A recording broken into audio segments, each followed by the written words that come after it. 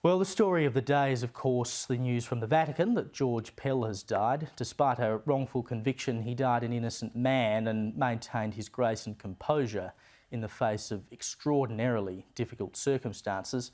Andrew Bolt knew Cardinal Pell and defended him when few others would, and he joins me now. Welcome to the show, Andrew. Thanks, Caleb. As someone who knew him, and obviously you did the last Australian interview with Cardinal Pell, which we'll be screening tonight, what were your reflections today? Well, I thought mixed, part, well, they can't hurt him anymore. Second, I wish he'd lived, though, to see the full vindication. He was vindicated 7-0 by the High Court. But even if you just go, I recommend you don't do it. If you go on Twitter today, you will see so much hate, vile celebration about George Pell's death. From not just lowlifes, but, former Senator Darren Hinch and all that kind of thing. It's just disgusting. And for me, it's sort of like this is the division. George Pell would never have spoken about his enemies like some of his enemies are speaking about him today. The glee of his death, hoping that he died painfully, the abuse, the foul language. Pell would never have done that. He was a Christian. And I think in the end, a lot of journalists did not understand that. It was like he was something strange. He was someone out of their control, not on their wavelength. They wanted him to suffer, and in the end, they helped hound him into jail for 404 days for a crime he could not possibly have committed.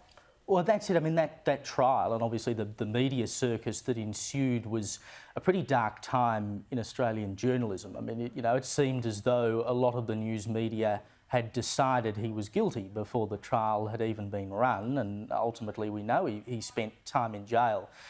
Have we actually learnt any lessons from that event, do you think? I don't think we have, because the people responsible for this grotesque miscarriage of justice have not apologised, have not changed, have not admitted to any fault at all. I'm talking about the police, for instance, Victoria Police, who advertised for so-called victims, eventually found 9 people. They lodged 26 charges. All of those charges were so preposterous that they ultimately failed. Some didn't even make it to court. They were so intrinsically stupid. The merest investigation made them impossible to believe.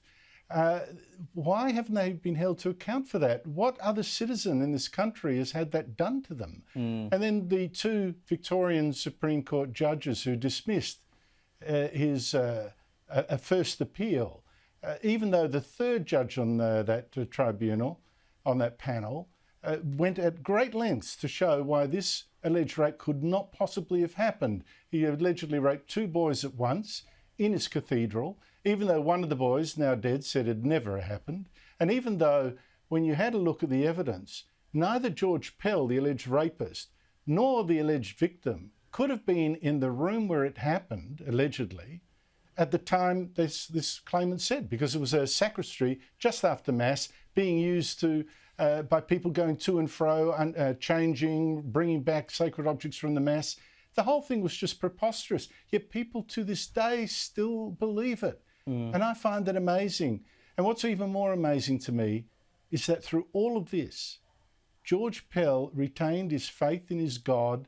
He remained a man of faith, the sort of person that modern journalists don't seem to understand, to the point, the last time he rang me was from Rome a few months ago. And the thing that was bothering him was whether I'd converted to Christianity. I hadn't, and I was apologetic. He even sent me books to help me in my journey, and I felt really guilty about it. But he was a man of God, and people do not understand this.